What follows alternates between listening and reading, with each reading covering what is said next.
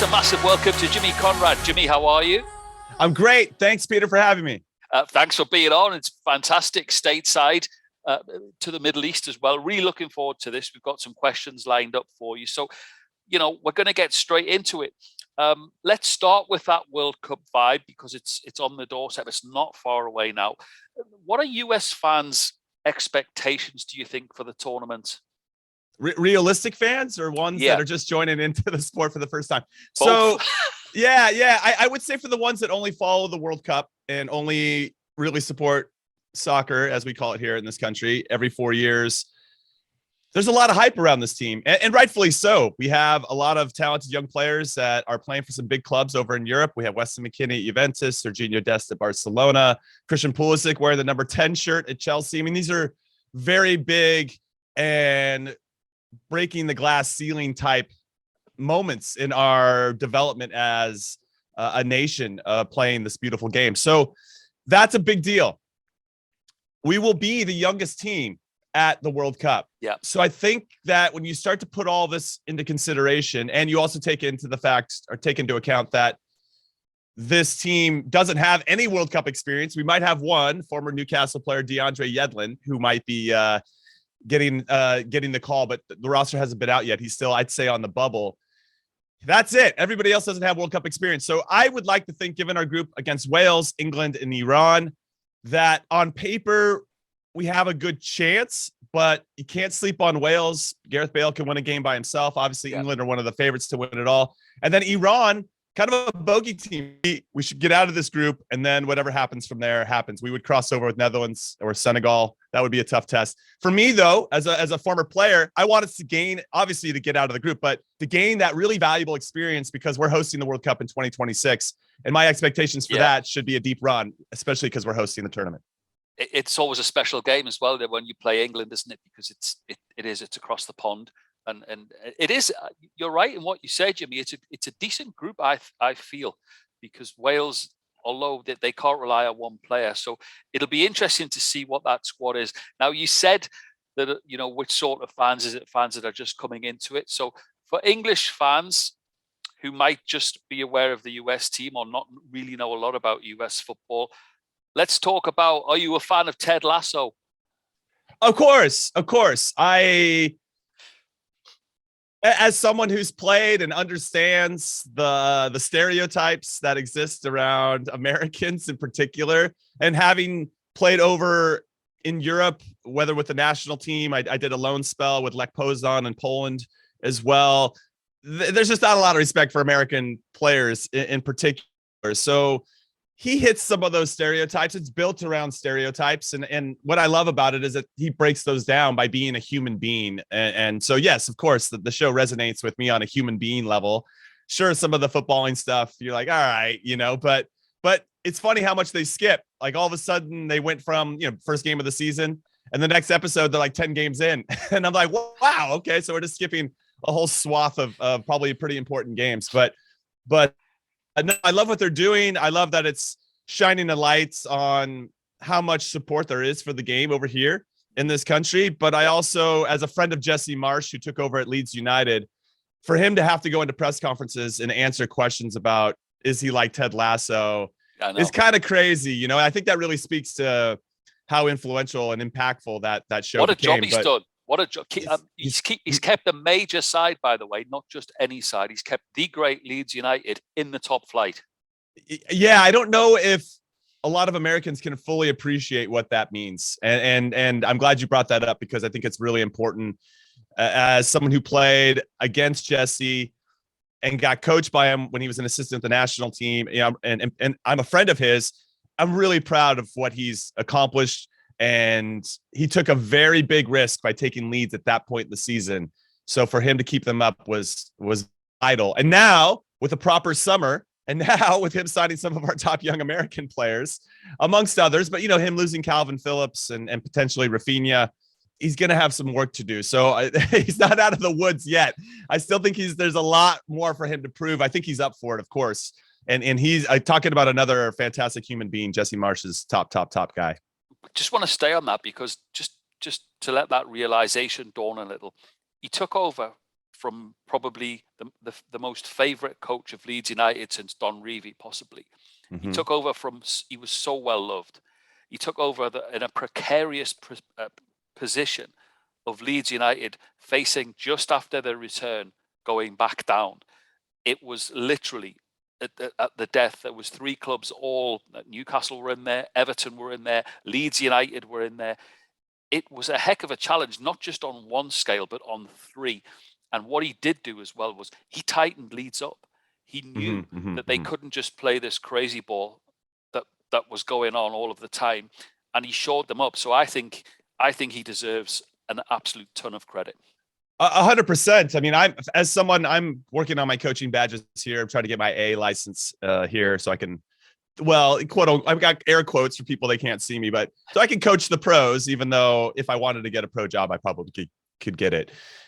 I would say that his dedication to team shape, I thought was really impressive. And I think that's what you're touching upon. Whereas not to say that Bielsa wasn't doing that. It just makes me think that Bielsa overachieved in his first year in the Premier League, where they got in the top 10. And it was unknown like his quantity, Jimmy. Yeah, that's exactly right. And then that sophomore slump comes in, as we like to call it over here.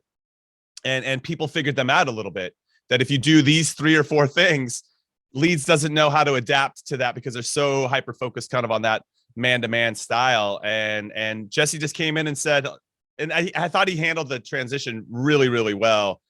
Basically, I love Marcelo Bielsa. I don't want to replace him either, but I'm going to do the best that I can with this current situation, with this current group of players, and get the most out of them and try to be as efficient as possible to make sure that we stay up. That's the only objective. They did that, and he should be very proud of that. And I know that he is, but I don't think he's won over Leeds fans yet. And he still has to prove that he can do it. They need Patrick Bamford healthy. They need a proper number 9. They can't rely on a Rafinha or a Jack Harrison to have to score 15, 20 goals to keep them up. And that really hurt them last year for Bielsa and Jesse Marsh, not having a proper number 9 up top. Let's talk soccer, because it is stateside that I'm staying. How did you get into soccer when it isn't the national sport? Yeah, great question. So my grandparents were born in Denmark, and my grandfather was football crazy. So he would be outside kicking the ball with me in the backyard all the time. And by the time I got into some organized stuff, I was pretty good, just because I had a good first touch. Well, at that age, I had a pretty decent first touch. I had an idea of what I should be doing. And that's just because of the repetition of being outside and playing against my grandpa 1-versus-1 and understanding just how to create some space to get a shot, right? I mean, that type of understanding at a young age allowed me to just kind of get out of the bunch ball, right? When the kids are just a whole big thing, I just get it, dribble around them and score. And I'd score like 8 goals a game. So this sport means so much to this guy. And you don't necessarily ask, hey, Grandpa, why do you love it so much? I mean, I don't even know if I could verbalize that. You just pick up on feeling, and that exists all around the world for this game. Here, there's just so many other sports to choose from, and different parents. You know, I had my dad was into baseball, and so I played baseball for a little while until soccer won out, and I wanted to play that full time. But you kind of are drawn to, as a kid, what your parents love and what they're watching, what they care about, something bigger than themselves. And so I got introduced to that, and I was lucky to have coaches along the way that also loved the game and were just rabid about their fandom and would talk to you about it. And, you know, we go to pizza places after games, and you're on like the little tiny, 12-inch screens in the top corner of the thing. It's all grainy. And like, yeah, that's Diego Maradona playing in the World Cup. We're like, brilliant. Yeah, whatever, And he's not like losing their minds, watching this guy play in '86 against and when they won the World Cup and famously beat England with the hand of God. I mean, I remember being in pizza places watching these after games. So being around that environment makes such a big difference to why you care about sports in general. And so it started with my grandfather. Amazing. Listen, it's well documented about how you came to support Newcastle, and it's well documented behind you and in your attire today. I've got to say, I mean, what a season note to start picking to support them. Yeah. Did you ever wish and think, you know what, I wish I'd gone with Man United? There were times because of the success. So for everybody that doesn't have the context, I started supporting Newcastle in the mid 90s when the access to see the Premier League was starting to become, you still had to like dig and find it on cable, but you could find it and you'd kind of get the, the matches of the week, or you get the weekend or the weekly recap of all the games. And it was so well done, well produced. Yeah. They knew exactly what they were doing and it was awesome. And so it was easy to buy in. All my friends became Man United fans, and I went with Newcastle because they had that famous game where they beat United 5-0. I was like, yeah, that's my team. I love the black and white. I love what they're about. They got a little attitude, little swagger, and it's been a steady decline since then. Or maybe we're on the up and up now, which is nice. But I would say it was hard not to root for some of those players on Man United. Eric Cantona in particular stands out for me. I actually have a photo of him behind me on my pretty extensive wall over here. And one of the reasons that he stood out for me was I could never, and this is me growing up, watching all sports here in the States, I could never understand how someone could have that much confidence. Yeah. Where does that come from? I was always marveling at how do you manufacture that type of confidence, especially if you're not playing well, especially if you made a mistake. That was really difficult for me and something I had to master as I became a professional athlete myself and started to scale and take big steps in my career. And it was almost faking it. I mean, you hear about Michael Jordan, in practice, having to try to manufacture some hate. Like he thinks somebody's talking crap about him on the other team. And that elevates him to have that confidence and that mentality, that killer mentality. So all these little things, the mental side of the game, I was always fascinated in. And Eric Cantona, for me, stood out above the rest because that guy was a magician. And the things that he would try, you're like, how could you not be a fan? Outrageous. That guy. Yeah. I mean, I guess you either love him or you hate him, right? But I was always fascinated by his ability just to always be confident, pop the collar, get out there and make it happen. So he was the one player that maybe would have drawn me in. And obviously the consistency of their success and what Sir Alex Ferguson did was pretty remarkable, even though his teams did evolve over the years. But yeah, I guess with the amount of trophies they've won, I'm now going to get to answering your question, Peter. Yes, I mean, it would have been nice, but they're suffering right now. And I actually feel like for the first time in a long time, Newcastle United could be the best United in the Premier League next season. Let's hope so. It is a fascinating time to Newcastle, to be a Newcastle fan. It brings me nicely into it. I mean, you look at the end they had to last season, and I don't think it's any Newcastle fans' wildest dreams to be able to finish the way they did. Just to finish one place above the relegation spots would have been ideal. It would have been an absolute triumph. But they went on this run collectively. The manager, Eddie Howe, made such a huge difference. It really now is exciting for this coming season, isn't it? Oh, it's unbelievable. And you know what? I want to give a shout out to Eddie Howe because as much as I appreciated what he did at Bournemouth and you knew that he brought something to the table. Obviously, he helped them overachieve and maintain that status in the Premier League for a little while. And we're tough to break down. And I think that as much as I appreciated Steve Bruce, he felt a little bit like this is on the way outside looking in, but he just wanted to be your buddy. There wasn't necessarily any tactics that you were learning from. And I think Eddie Howe came in very similar to Jesse Marsh and Bielsa, where he just let's just be a little bit more organized on the defensive side of the ball. And that'll help us transition and be a little bit more organized when we do have the ball. And I think that helped out a lot. And obviously when you start to put that in place, I mean, it was working so well, Peter, that we signed Bruno Guimaraes, who I think is an excellent player. He couldn't even get into the goddamn team. That's how well our team shape and how well we were executing. Now, a couple things I think fortuitously fell into his lap, like Joe Linton dropping in to be a number 8. And all of a sudden that was like an earth shattering revelation. Like those were big moments for the team in particular. And I'm really proud of Joe Linton because he was not very good up top. And he definitely he's found a home in central midfield. And I think now you could probably save 40, 50, 60 million on trying to go find another player. Then you got one who can do it on both sides of the ball, which is exciting. I just was really impressed with Eddie Howe. And I wanted to give him his credit because I think at some point, as the team gets bigger and the names get bigger on the team sheet, they're probably going to go look for a manager that is known or knows how to manage those types of egos. But I think for right now, this is a great opportunity for him to showcase that he can manage those guys. And maybe we can see what he's capable of. But I think what he did ultimately, they made some smart signings. I don't want to take a Trippier. Is you know, so not only you adding a manager who's very efficient and is being pragmatic about what he has and not asking them to do anything they're not capable of, and being realistic about how they can move as a group. You go sign players. We got Dan Burn, you got Matty Target, you got Tripp. I mean, all of a sudden you start to solidify areas that were a bit of a weakness, or maybe there were some players that we signed, Peter, that were good. They just lacked consistency. And so is that coming from the manager? Is it the tactics? Is it a combination of them? I think it's a whole thing. And I think Eddie Howe did an excellent job of getting everybody on the same page and rowing the boat in the same direction, as I like to say. Because it was an easy call for the media to say that, you know, oh, we spent a lot of money. They didn't spend a lot of money. And some of the players that saved us were the players that were under Steve Bruce's regime as well. Agreed. I think what Eddie Howe did was made them a team. They perhaps looked, like you said, they had more cohesion. They were certainly fitter as well. I wanted to pick up on an interview from a while back that you did. I think it was around 2015, and someone had asked you about. What did I say? Someone asked you about Newcastle, and it's what you said actually has come to pass, because they said, you know, do other people in the States support Newcastle? And you said no, because they haven't won anything. So people aren't aware of them. They don't know who they are. They have to win trophies in order to be a global side.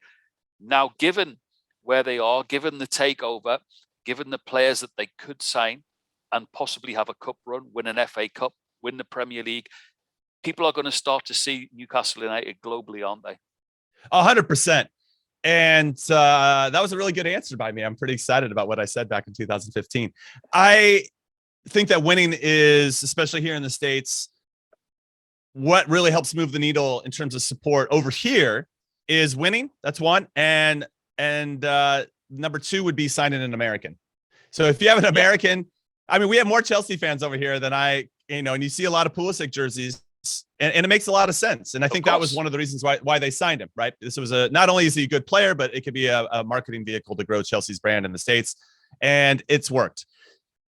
If Newcastle can find that young American, and I remember I've had some talks along the way when I lived in New York City, you know, a lot of clubs come in, foreign clubs. And I remember talking to some people at AC Milan, and they're like, hey, you know, they're in the midst of their struggle. They're obviously coming out of it, winning the Scudetto last year, but this was 8 years ago. So they were, you know, coming out of Berlusconi and everything just didn't feel, they were going to go through a tough time, and they could sense it.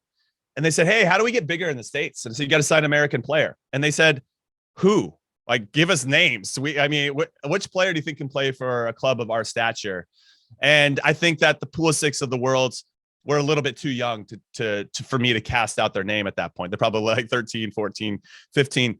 But it was interesting that they're asking about how to get bigger in the States. And for me, the simple answer was, well, if you're not winning, you got to sign an American player. And I think they will at some point, because I think it's clear that we have American players who can play. Now, with regard to Newcastle, winning is going to be key. So yes, any kind of trophy that we can win really signals the intent of, hey, there's a new ownership group in place. There's a lot more money. And then if you're signing a player, I don't know why Neymar came to mind, but if you're signing a player that already has global reach, then that's going to take you to another stratosphere as well. And I think that the teams that already have that are the ones that are already currently winning trophies or had won trophies in the past and already had kind of that strong global base. And it's tough to crack into that market. But if you can do it by winning consistently, then that changes the perspective. And you'll start to gain some fans that maybe you didn't have before. But yeah, winning cures all. You know that, Peter. Of course. And you know what, Jimmy, you could be the chairman of the US Toon Army, and long may it grow. Long may it grow. Please connect me with I think there's only 5 of us over here, so please connect me. Listen, we did say at the top of this interview that it's World Cup yet. I've got to ask you, you know, from someone who's been involved, what's your fondest World Cup memory as a player? Yeah, good question. So I was not expected to make the team. So when I got named to the team, which was live on ESPN Sports Center, it was a big They named it live, do they? Yeah, they named it live, and I hadn't heard yet. Amazing. So which is probably good news, because in 2010, when I was one of the last cuts, I heard, 2 or 3 days before that I wasn't going to be on the team. So Yeah, in hindsight, back in 2006. So when I got named to that team, it was fantastic because I was a kid that I didn't get recruited. I didn't get the college scholarship. Over here, we have, drafts for our sports leagues. I didn't get drafted into MLS. I had to fight for everything. I didn't get my first cap with the national team till I was 28. So I was really late. Yeah, I got my first cap at 28 and then played cup in 29. So it all kind of happened really fast, but it was a long build up to that. And so when I got that opportunity, I wasn't going to let it go, and I was ready, and 28, 29 for a center back, prime age to kind of have put it all together. And as I mentioned before, understanding the physical and tactical and technical parts of the game, but then really bringing that mental side into it as well, where you're just, and I played with Richard Goff, who played for Scotland a couple times, like 3,000 times, but an absolute legend. I think he played in 2 World Cups for them. And one of the big things he told me when I was a young player was put out fires before they start. And I knew what that meant, but to actually put that into action and to execute on that took me a long time to then also not only for me to understand how the team was moving, but to have the confidence to put players that are playing in World Cups for the US and making sure they trust the information that you're giving them, right? So there's all these little elements to it. Anyway, I say that because when I got named to the team, it was the most amazing feeling, because it was such a big middle finger to everybody that didn't think I was good enough. And then that kind of goes away, and you're just so proud of yourself for actually have gotten and climbed that mountain. Now, here's the crazy part about a World Cup. You get named, especially someone like me that wasn't expected to go. You get named, you got a couple weeks left with your club before the World Cup starts. Now, obviously, this year's a little different in 2022 because of the Winter World Cup. But when the Summer World Cups happen, and you just go into practice like, don't want to get hurt. Don't want to get hurt. Don't want to get hurt. You're like playing 1 or 2 touch. Don't want to get any tackles. Don't want to get hurt. So those 2 or 3 weeks are funny. And then you have, a couple weeks or sometimes up to 3 weeks to a month of a pre-World Cup camp. And you're killing yourself in that one. And it gets to the point, which is the most crazy thing. And I couldn't believe I even felt this way at some point, that I was so excited to play and go be on the World Cup team. But you get so tired and you're working so hard. You're like, you know what? This is cool to play or be on a World Cup roster, but I'm working my ass off over here. I kind of want to play at this point, And so that was another big challenge for me, but I got to play against Italy and against Ghana. And it was amazing. Italy won the World Cup that year. They couldn't beat us. We drew 1-1. We had 2 red cards. They had 1. Such an epic game. And I ended up trading jerseys with Andrea Pirlo. And he was a big hero of mine. And the dude never sprints and controls the game. It's the most amazing thing of all time. But to be able to trade jerseys with one of my heroes and to obviously be on the field against the World Cup champions was a big thrill. And another one thing that I would add to that is I got to prove myself against the best players in the world at the highest level with millions of people watching, the highest amount of pressure. And I can't tell you the amount of satisfaction I get from that, and that nobody can ever take that away from me. And they can call me whatever, stupid yank. I don't know what I'm talking about, whatever they want. But I played in the World Cup and held my own against some of the best players in the world. And I don't know if those other people have. And so I will take that with me, and that's where merit. On merit. Exactly. Take me back, because I want to sort of relive this moment, because this sounds fascinating, and it can only happen in America. So they pick who's going to the World Cup squad, and they do it live on the TV, right? Yeah. So where are you then? Well, are you? I'm on the couch. Yeah, I'm at home. I'm at home. So they did it in the evening. So I was done with training, and I was so nervous, Peter, What percent of you thought? What were you, 70-30? You weren't going? Were you 60-40? Were you 50-50? No, I was 50-50. Yeah, okay. And what's interesting? Yeah, I was on I just didn't know for sure. I felt like I had done enough, but we had a friendly in Germany, and we lost that one 4-1. I started that game, and it was 0-0 at half. So we gave up 4 goals in the second half. Never a good look. But to go out there, you got Philip Lahm, Miroslav Klose, Michael Ballack. Like, amazing. These guys are pretty good. Yeah. So they got booed off the field at halftime because they couldn't break us down. And we had a couple good opportunities that we couldn't take advantage of. And then they just we gave up a really bad goal to start the half. They got their confidence that we just couldn't get back in the game. But that was a big test for me, because that was a World Cup opponent at their home stadium. Can I hold my own against some of these top players? And I was dealing with hernia surgery, or I had I ultimately found out I had bilateral hernia issues. And I could barely run, but I knew that was kind of a now or never. And if I didn't take that time to play, then maybe they would be like, well, we didn't get to see Jimmy against a World Cup caliber team. So I took the risk, and I didn't play. I actually flew home thinking that was it. I'm probably not going to make the team. But then I had to start to reveal to everybody that I was really struggling with this thing. So I went to Munich. I flew back to Germany, and there was a woman that was doing a pretty controversial hernia surgery where she could get, basically it's you get it done here in the States, you're back in 6 to 8 weeks.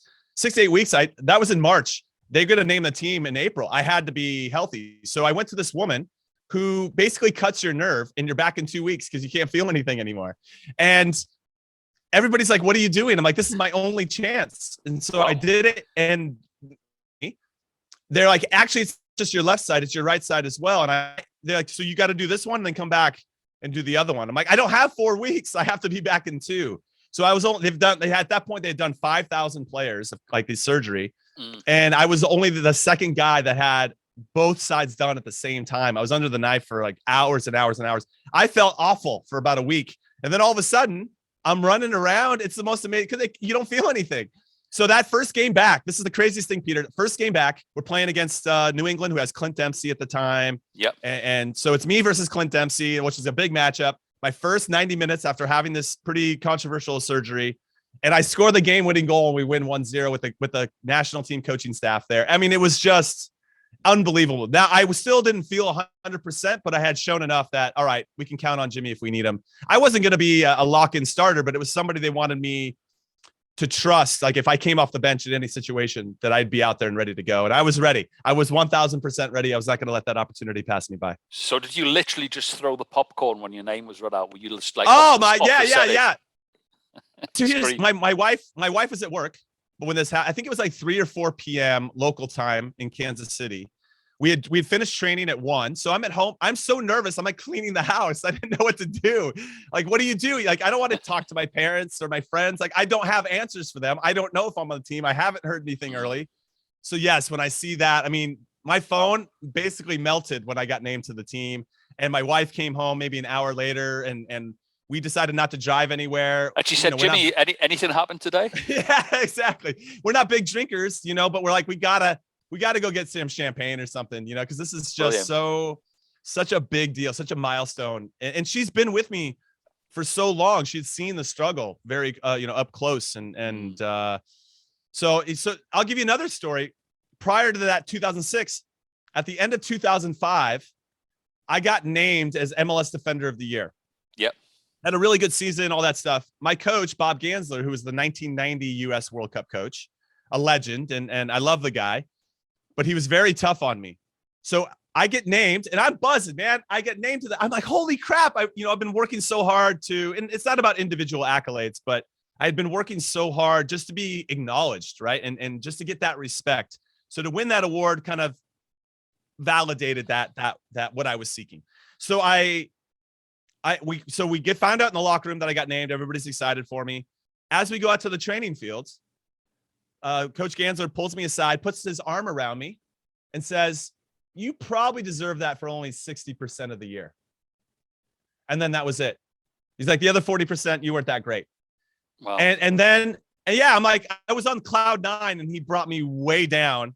And then he gave the team defensive player of the year to one of my teammates. I didn't even get my own team defensive player of the year, even though I won it for the whole league. It's crazy. So I was like crushed.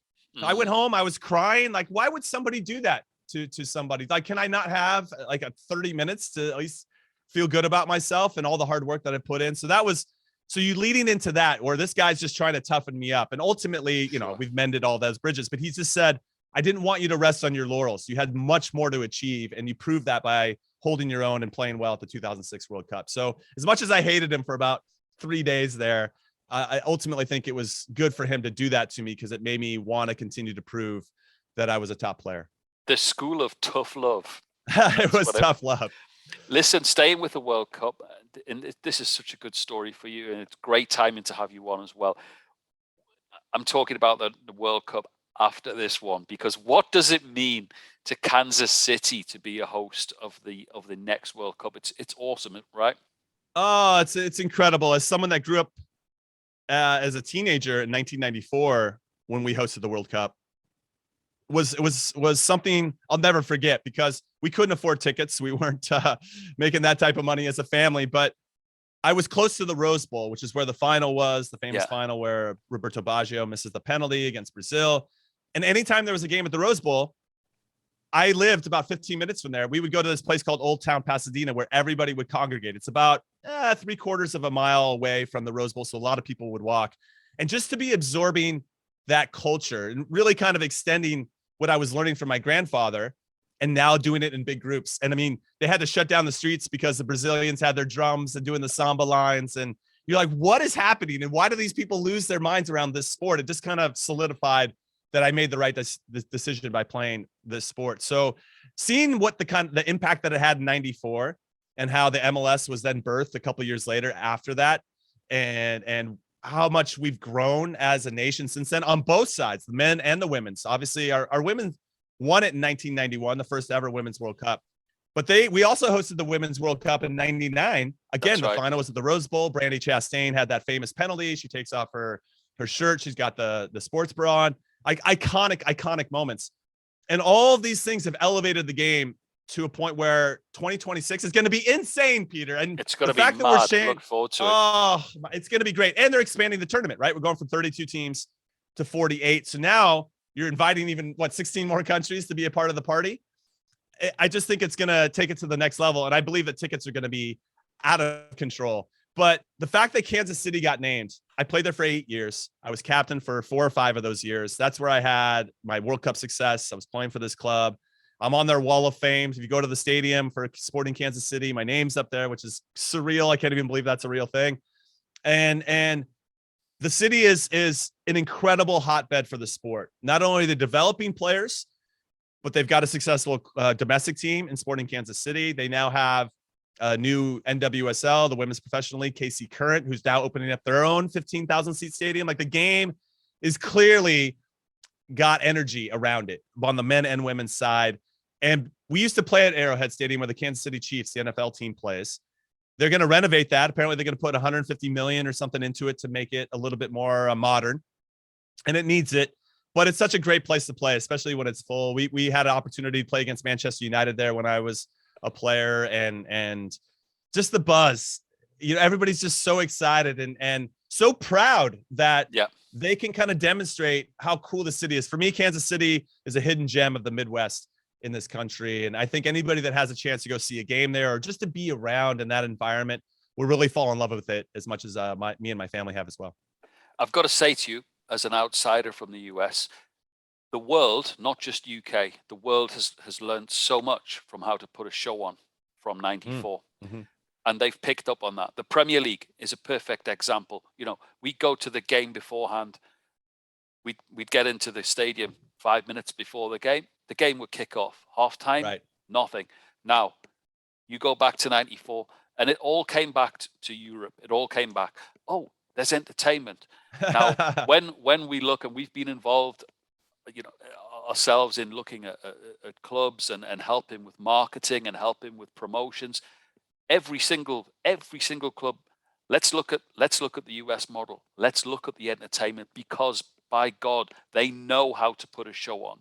And like you've said, this next World Cup in the US, it's going to be something completely so special.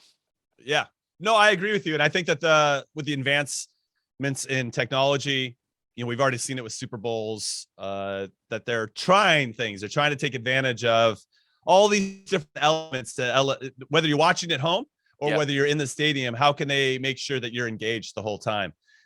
We can argue that that's led to shorter attention spans here, because we're always like, you got to entertain me. I need to be entertained. And there's something I actually appreciate about walking into a stadium 5 to 10 minutes before kickoff. I love at halftime that sometimes the supporters are singing, and more often than not, though, we're like, let's go grab a beer and talk about what we saw in the first half. What subs do you think we're gonna? Because I'm looking at the game a little bit more analytically as a coach, and I don't have time for a dog doing stupid pet tricks in the middle of it. I'll still watch it. But it's not why I'm there. So there is something, as someone, I grew up in LA. So when you went to a Lakers game And when the Lakers were amazing, I had Magic Johnson when I was a kid, like larger than life, that whole team. But when people went, you went to say that you went to the game. You weren't there to actually like, oh, Magic had, he had 32 points and 13 rebounds. And did you see that assist to Kareem? Like that's not why they're just there because it was cool to be there. And right. I mean, shout out to the Lakers for kind of creating that vibe around the team. And so kind of had a place for the cool people, but also the people that really love the sport and were learning about the sport.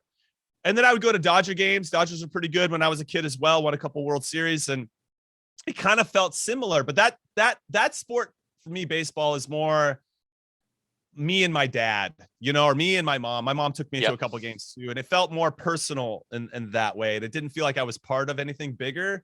It's all these whole bunch of little individual relationships. Now, if there were big moments, you'd be high-fiving strangers or whatever, but it still didn't touch what I've seen around the world for the beautiful game. And so I didn't have that growing up, so I couldn't really replicate it or understand what that was all about. But yes, that whole LA scene that I grew up with regard to sports always felt like you just wanted to tell people you went to the game, but it wasn't about kind of the nuances and subtleties of the game itself. And so I kind of actually have drawn to what you had, Peter, growing up, and what you appreciate. But I think there's probably a way to merge those two things. That said, 2026 is going to be crazy pageantry. We saw it in 94. That's going to be that on steroids. And so I'm kind of curious to see what they're going to come up with. And in the plot now, to be honest. I mean, if as big as I think they're going to go in every market, you probably need a couple of years to get that all sorted out. Absolutely. Can't wait to see what's ahead. So let's talk about that then. We've seen Diana Ross missing a penalty. What would be your dream scenario to open a World Cup, and who would it be? Okay. If I have to give context to that, Peter, because for the opening of the 94 World Cup, they had Diana Ross, who is one of the most successful artists of our time, at least here in this country, and so influential to so many people. So she did this run up when she's singing, and she's supposed to hit a penalty from what? Like, it wasn't even like the penalties, but it's like 5 yards away, and she hits it wide. Now, fair play to her that after she hits it wide, she had to keep running, and she didn't. She stayed true. Like, that's a proper artist right there. She didn't feel sorry for herself. She kept going and finished the show. But Diana Ross is still alive, Peter, and I feel like she needs another chance of redemption. And I'm hopeful that she's 70 something. She's in her mid 70s. I want to give her another chance. And now there's plenty of celebrities we can use, but I think she deserves a retake. And I hope that they, in some ways, because I think it would be absolutely awesome to take that full circle and give her another chance to make that happen. I don't know if she can run anymore or how she'll be in 4 years, but I think that would be amazing. Now, I'm sure Canada will have Justin Bieber or whatever, because they can claim Bieber, and we have plenty of celebrities here that we can claim. But I want Diana Ross to get another chance. Mexico will probably have some good choices as well. But I'm pulling for Diana Ross, Peter. Well, we're going to have to make this go viral to ensure that happens. We'll start it now. Let's do it. Listen, fast forward. The year's 2025. Newcastle United are at the top of the Premier League, and they're looking for a new coach to take them to Champions League glory. Are you applying?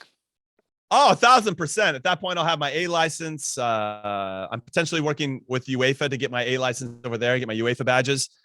I don't know if I'll have that done by 2025, but I don't know. With this face and my charm and charisma, like I could take Newcastle to the next level, and obviously my marketing skills with all the social media stuff I do now. Like, I know how to. I could do better than Jose Mourinho, and all his antics on social media. I don't know if Pep Guardiola has anything on me. I've just been kind of lying low post-career in the media space, ready to pounce. So, yeah, it's a really long way of me saying, Peter, that I will happily apply, and I think I would do a hell of a job, assuming Newcastle fans would accept an American leading the way. I'm hopeful that Jesse Marsh will break that glass ceiling, but I feel like from a playing perspective, we're changing perceptions and changing stereotypes, but I think the managers still have a little bit of work. Absolutely brilliant. Listen, all we're going to do is ask you to come back on Hollywood Balls when the World Cup over here in the Middle East comes on, and before US play England, come back onto the show and we'll preview it together. Love that. I would love that. It's been an absolute pleasure to have you on, and I hope you've enjoyed it as much as we have of having you. Ladies and gents, the fantastic Jimmy Conrad, thank you so much. Thank you, Peter.